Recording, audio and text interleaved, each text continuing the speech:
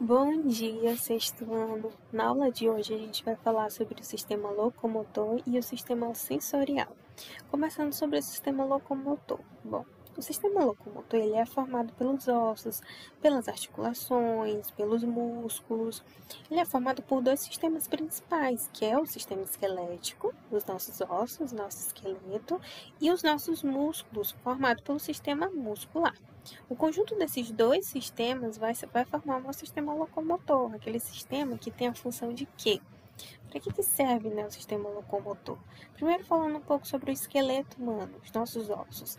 Para que serve? Os nossos ossos, eles têm a função de proteger os órgãos internos, de fornecer pontos de apoio para a gente, pontos de fixação para os nossos músculos, e a gente tem cerca de 200 ossos no nosso corpo.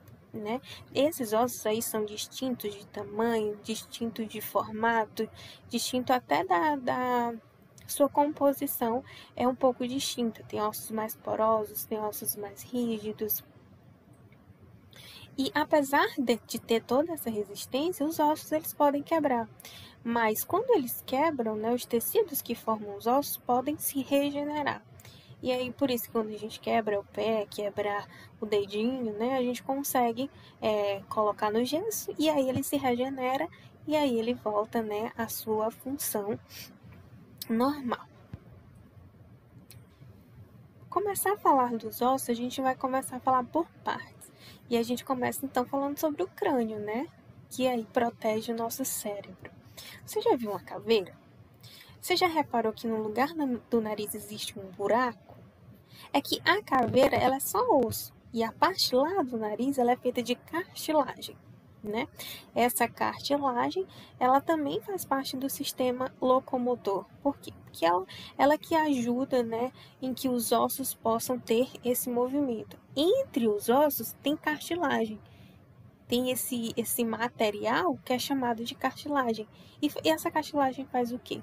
Faz com que a gente consiga movimentar, né, os ossos. Bom, voltando para o crânio então. O crânio é um conjunto de ossos que envolvem e protegem lá o nosso cérebro. Existem duas aberturas para encaixar os olhos, que são chamadas de órbitas, e também aberturas para os ouvidos e para o nariz. Vejam só. Aqui a gente tem a imagem, né, de um cérebro. O cérebro está protegido, né, pelos ossos, né, da cabeça. Ossos esses que são o frontal, o parietal, o occipital, o temporal, e aí tem vários ossos, né, no nosso crânio, cada um tem seu nomezinho e suas características. Falando um pouco sobre a coluna vertebral, que também é constituído, né, que também faz parte do nosso esqueleto, do esqueleto humano, a coluna vertebral é a região lá da nossa coluna e ela é constituída por vários ossozinhos irregulares, que é a vértebra. Aqui a gente tem a imagem de uma vértebra. Então, a nossa coluna é constituída por vários ossos desses, cerca de 33 ou 34, né, vértebras, constituindo então a nossa coluna vertebral. Entre essas vértebras, a gente tem cartilagem. Lembra que eu falei da cartilagem da agora quando a gente estava falando do nariz? Pois é. Entre as vértebras, a gente tem cartilagens. Essa cartilagem é chamada de disco intervertebral. Ela fica entre as vértebras. E aí a gente dá o nome de disco intervertebral. Saindo lá da nossa coluna vertebral, aí a gente fala agora um pouco sobre as costelas, né? Para que servem as costelas? Bom, os 12 pares de costelas que a gente tem, olha aqui as nossas costelas, ó. Eles são grupos especiais de batalhão dos ossos. Eles fazem a função de proteger o nosso coração e os pulmões lá do nosso sistema respiratório. Para proteger esses órgãos, eles formam tipo uma caixa, que é chamada de caixa torácica, com a ajuda do externo, que é esse osso aqui central, estão vendo? Que fica entre as costelas do nosso peito. Eles vão fazer essa função de proteger o nosso coração e os nossos pulmões. As costelas são elásticas e elas movimentam-se quando enchemos os nossos pulmões de ar. Quais são os tipos de costelas? Bom, existem as verdadeiras, as falsas e as flutuantes. E os números, eles vão variar. O número de 24, né, dispostas em 12 pares. Então, a gente tem 24 costelas constituídas em 12 pares. Aqui a gente pode ver a diferença entre as costelas. Essa última costela aqui, onde a gente não tem uma cartilagem ligando ao externo, a gente chama de costela flutuante. Que a gente tem o externo, e aqui a gente tem as costelas verdadeiras, e aqui nessa parte aqui onde a gente tem cartilagem, a gente tem as costelas falsas. Falar sobre ossos, a gente também tem que falar sobre as articulações ou juntas. Por quê? Porque os ossos, se eles não tivessem essas articulações, esses tendões, todo esse emaranhado de articulações ou juntas, a gente não conseguiria fazer o movimento. E aí não existiria sistema locomotor. Afinal, o sistema locomotor tem a função de promover a locomoção, certo? Então, essas articulações são muito importantes, pois é o local onde dois ou mais ossos eles vão se unir e promover o movimento, a locomoção. As articulações, elas podem ser tanto fixas, que aí o movimento ele não é feito, e elas podem ser móveis, que é a promoção do movimento. Aqui a gente tem um exemplo, vários exemplos, né, de articulações do tipo fixas, né? No crânio, aqui, a gente tem aqui na mandíbula, a gente tem na parte do cóccix, na parte do fêmur aqui, junto com a articulação do quadril. Todas essas partes a gente percebe que ou não há nenhum movimento, ou é um movimento único, então é uma articulação fixa. A gente tem articulações semimóveis, que o movimento ele não é grande, não faz um movimento circular, né? Permitem pequenos movimentos. São exemplos as articulações das nossas vértebras e das costelas com a coluna vertebral, né? Que fazem um movimento lá quando os pulmões enchem de ar. E os ligamentos, né? Como a gente falou, a gente tem as articulações e as juntas, e aí a gente tem os ligamentos também.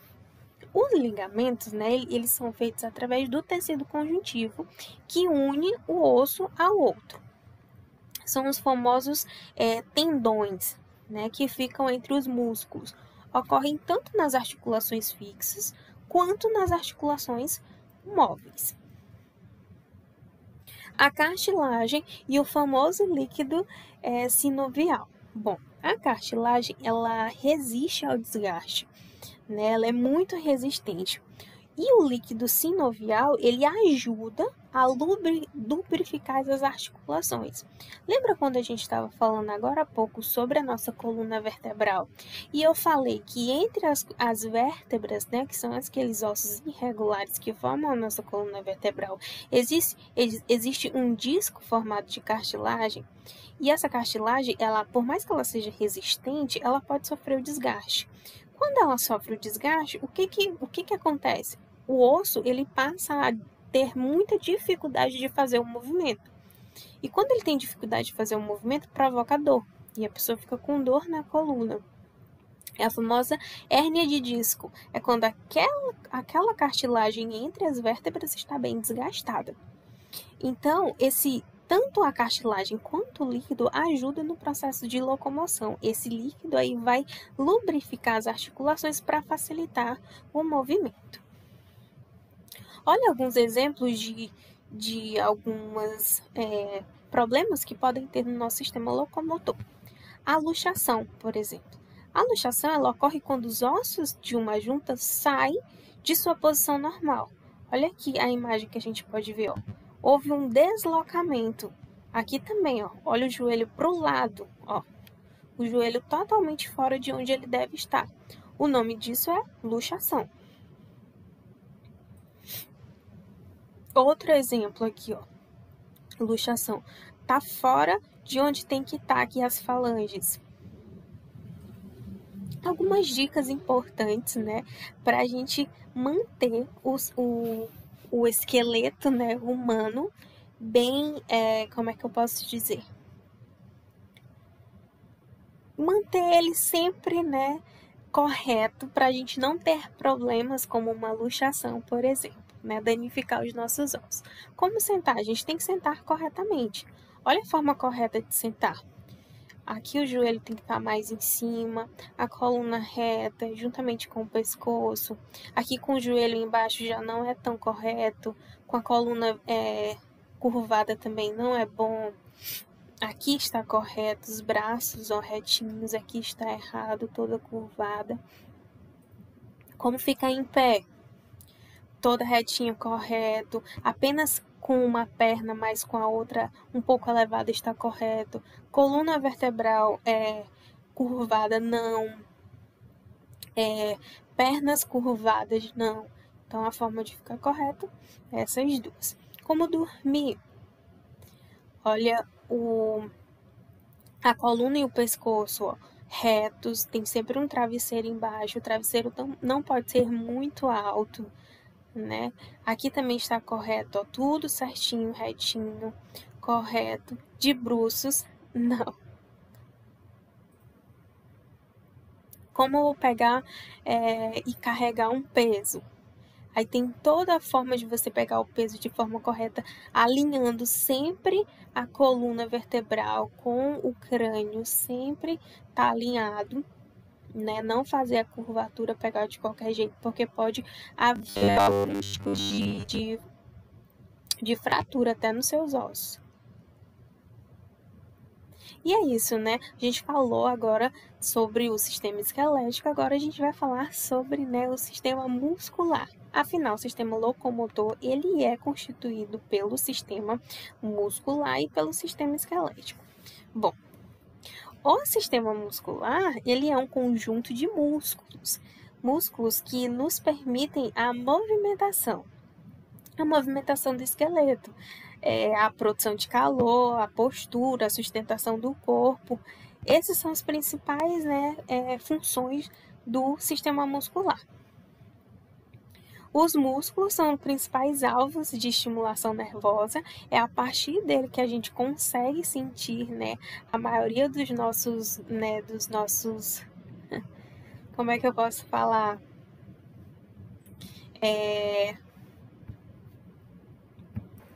Dos nossos estímulos externos, né? E aí manda mensagem para nossa cabeça que consegue assimilar o que está se passando ao redor. Aqui a gente pode ver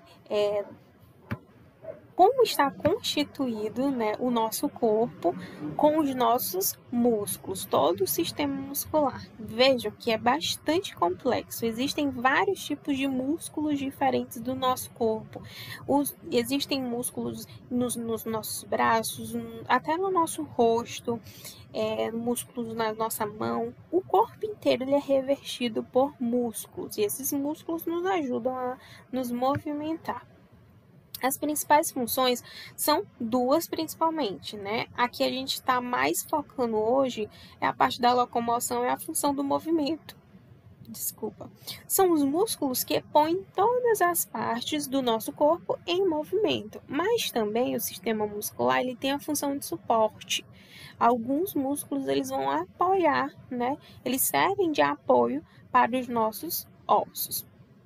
E aí existem vários tipos de músculos. Existem os músculos esqueléticos, existem os músculos lisos, e aí a gente vai ver a partir de agora cada um deles. O músculo cardíaco, e aí vai. Primeiro a gente vai falar agora sobre o músculo esquelético, que forma uma massa muscular. Esse músculo esquelético ele está ligado aos nossos ossos. É só a gente fazer uma associação, músculo esquelético. Ora, se está falando de esquelético, então está falando sobre o esqueleto. O esqueleto ele é formado por ossos. Então, o músculo esquelético é aquele que está ligado aos ossos e vai permitir a nossa movimentação. A sua contração ela é voluntária. O que quer dizer isso, tia? Quer dizer que a gente consegue controlar a movimentação desse músculo. Se eu quiser levantar o meu braço e abaixar o meu braço e fazer o movimento do músculo do meu braço, eu consigo, eu tenho controle. Eu consigo fazer essa movimentação. Mas vamos supor que agora eu quero parar meu coração. O músculo do meu coração, eu vou conseguir? Não, porque eu não tenho controle desse músculo, certo? Então, o controle do músculo do meu coração, ele é involuntário. E o controle do músculo esquelético do meu braço é voluntário. Músculos flexores e extensores. Olha só, flexores determinam o movimento de flexão, extensores determinam o movimento de extensão. Relaxar e contrair o músculo. Olha só, músculo contraído, quando você levanta o braço, seu músculo fica contraído, e quando você abaixa seu braço, seu músculo está relaxado. Olha os tipos de músculo: cardíaco, esquelético e o músculo liso. Existem várias subdivisões aí entre esses: cardíaco, esquelético e liso, mas esses são os principais. O músculo cardíaco fica ali no coração, o músculo esquelético ligado aos ossos e o músculo liso geralmente ligado a parte de composição dos nossos órgãos, certo? Revestimento dos nossos órgãos na maioria. Começando sobre o músculo liso. A gente já falou sobre os músculos esqueléticos. Agora vamos falar um pouco sobre o liso. Eles são encontrados nos órgãos que realizam movimentos internos nos nossos corpos. Então, ele reveste aí os nossos órgãos. E ele tem a função de fazer o movimento de contração, por exemplo, no intestino delgado e grosso, empurrar o alimento, para fazer todo o processo de digestão. Ele faz esse movimento, esse músculo, só que a gente não tem um controle. É involuntário. O músculo cardíaco. No músculo cardíaco, que é o músculo do nosso coração, ele apresenta várias estrias, que são chamadas estrias transversais. O movimento desse músculo, a contração e o relaxamento, ele a gente não consegue controlar. Lembra do exemplo que eu dei? Que a gente não consegue controlar o batimento do nosso coração? Então, é involuntário o seu movimento. Não é voluntário que nem eu levantar e abaixar o braço e conseguir relaxar e contrair o músculo do meu braço, que é o músculo esquelético. Músculos esqueléticos e o movimento do corpo. Bom, os músculos esqueléticos, eles podem puxar o osso aos quais estão ligados, mas não podem empurrá-los. Isso é só uma curiosidade, Então, vamos lá continuar.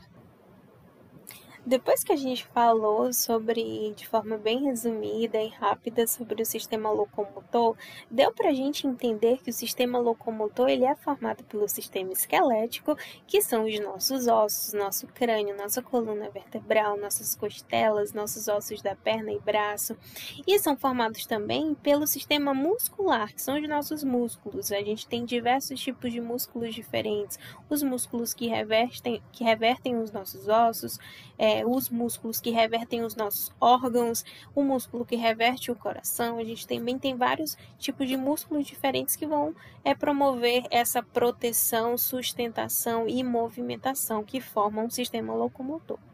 E agora a gente vai falar sobre o sistema chamado sensorial. Esse é bastante bacana da gente falar, por quê? Porque o sistema sensorial é aquele que a gente consegue mais ter contato, porque é o que a gente sente, como o próprio nome já diz, Sensorial. É o nosso tato, é a nossa gustação, o gosto das coisas, o sabor, o olfato, a audição, a visão, é aquilo que a gente sente, o sistema sensorial. Então, bora lá entender um pouco sobre o sistema sensorial. Começando, a gente vai falar sobre os órgãos dos sentidos, que fazem parte do sistema sensorial. A gente tem, por conhecimento, o tato, que é por onde a gente consegue sentir frio, calor e etc. A gustação, onde a gente consegue identificar os sabores. O olfato, que é como a gente consegue sentir o odor, o cheiro das coisas. A audição, que é por onde a gente capta os sons. E a visão, que é por onde a gente observa as cores, as formas, os contornos e etc. Portanto, em nosso corpo, os órgãos dos sentidos estão encarregados de receber os estímulos externos, aqueles que a gente tem fora do nosso corpo. Esses órgãos são quais? A pele, quando a gente está falando do tato, a língua, quando a gente está falando da gustação, as fossas nasais, o nariz, quando a gente está falando do olfato, os ouvidos, ou também chamado de orelha, né, antigamente, que é quando a gente tem a nossa audição, e os olhos para a visão. Começando, portanto, né, pela nossa pele. A pele e os receptores cutâneos. Cutâneos também é uma referência à pele. Somos capazes de experimentar através da pele essas e muitas outras sensações, como, por exemplo, a dor. Na pele existem vários tipos de receptores sensoriais. Olha esse nome, receptores. Vem de receber os estímulos. Se a gente está recebendo, é algo de externo para dentro. Esses receptores sensoriais são estruturas encarregadas de receber os estímulos do ambiente, o frio, o quente, o calor. E essa informação recebida através da nossa pele é enviada para o nosso cérebro e a gente consegue fazer, né, a percepção, o famoso tato das coisas. Os receptores sensoriais, eles são formados por fibras nervosas que se organizam formando diferentes corpúsculos sensoriais. E aí a gente começa uma pequena introdução sobre o tato. Nada mais é do que receber estímulos, né, do ambiente. Como é a pele? A pele ela é formada por camadas, né? Principalmente duas camadas, que é a epiderme e a derme. A epiderme é a camada mais externa, é aquela em que a gente está vendo, está pegando. E a derme ela é mais profunda, ela é mais interna. E contém, né, capilares e terminações nervosas. É o que a gente vai sentir a dor, né? Encontramos na pele dois tipos de glândulas, que são as glândulas sudoríparas e as glândulas sebáceas. As glândulas sudoríparas, elas vão produzir e eliminar o suor pela pele, enquanto as glândulas sebáceas, elas promovem, né, a produção de um sebos e uma gordura que vai lubrificar a nossa pele, deixar hidratada, assim como lubrificar também os pelos que compõem a nossa pele. Agora, falamos, né, um pouco sobre o tato, agora vamos falar sobre a gustação, sentir os sabores. Sabemos muito bem quando uma coisa é doce ou salgada, ou amarga, ou azeda, ou é uma mistura de mais de um sabor, até mesmo se um alimento está estragado só pela gustação, não é verdade?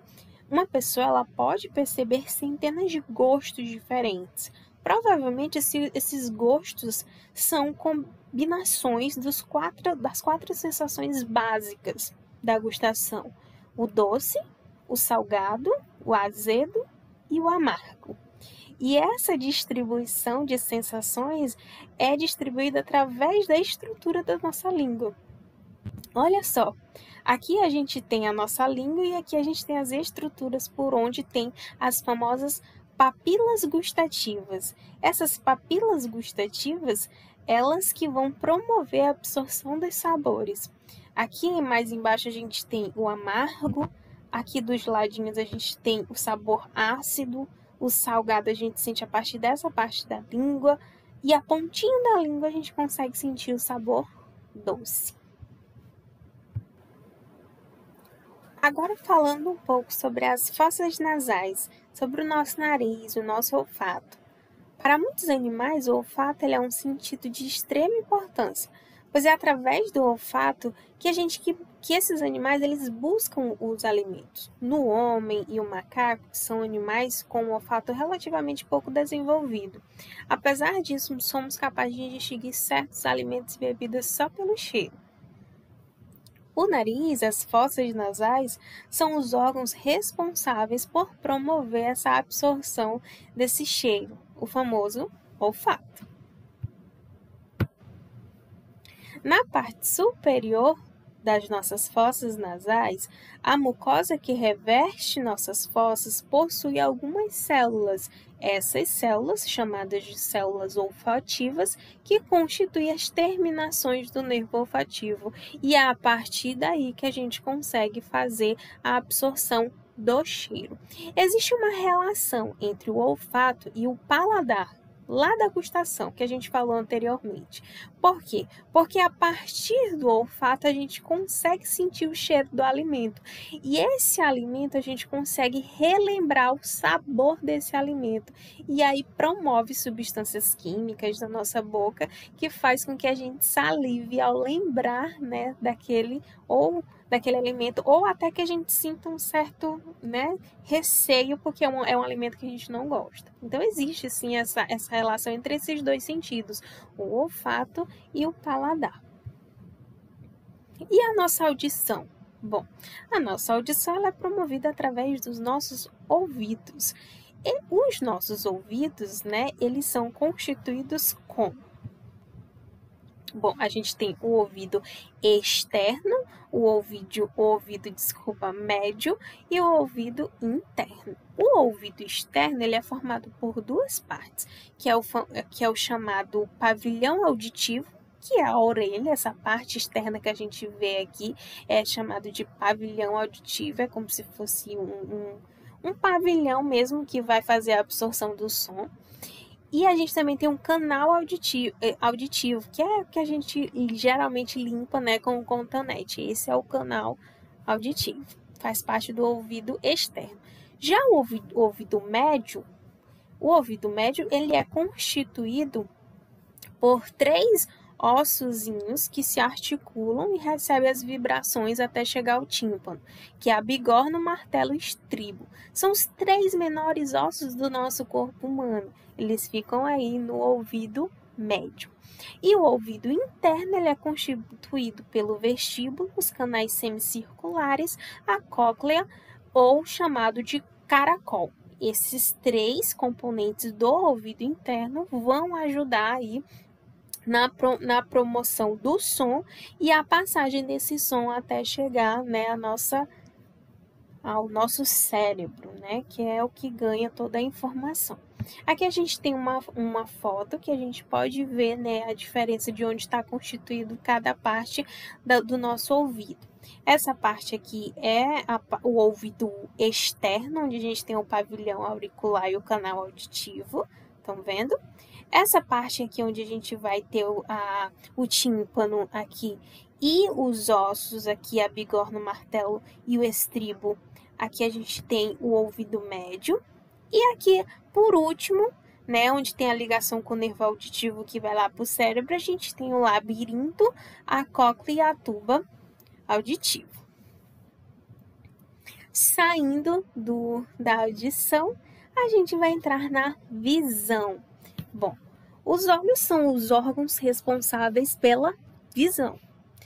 Temos 2 globos oculares, 2 olhos. Cada um representa uma parede formada por 3 membranas centrais, que é a esclerótica, a coroide e a retina. A esclerótica é a membrana mais externa, a parte externa do nosso olho, aquela corzinha branca e opaca que fica aparente no nosso olhinho, é chamada de esclerótica. Na parte da frente, apresenta uma saliênciazinha que é transparente, recebendo o nome de córnea. A coroide, por sua vez, está localizado sobre a esclerótica e é muito rica em vasos sanguíneos. O sangue circula ali nessa membrana e vai nutrir as células do olho. Por isso a coroide também é chamada de camada nutridora do olho. Estruturas de proteção do olho. Aí a gente vai ter as pálpebras, os cílios, as sobrancelhas, os supercílios, as glândulas lacrimais, os músculos oculares, todos servem para proteger o olho. Como funciona o mecanismo de visão? Bora lá. Primeiro, o que acontece? Os raios de luz, eles refletidos de um objeto, eles vão entrar nos nossos olhos. E eles vão atravessar as estruturas oculares, a córnea, a pupila, os humores, o cristalino, e chegarem ao fundo do olho, até chegar à retina, onde existem algumas células, que são as células oculares, células sensíveis à luz. Essas células vão fazer a absorção dessa luz. A imagem, então, ela fica revertida. Ela é transformada em impulso nervoso e ela é enviada através de um nervo óptico, assim como tem um nervo auditivo lá na nossa orelha que vai enviar o som até o nosso cérebro. Nos nossos olhos também estão ligados a um nervo óptico que vai levar informação ao nosso cérebro. No cérebro, as informações sobre cor, forma, tamanho e posição, elas são interpretadas, fazendo com que a imagem do objeto em foco seja vista na posição correta, certo? É assim que ocorre o mecanismo de visão.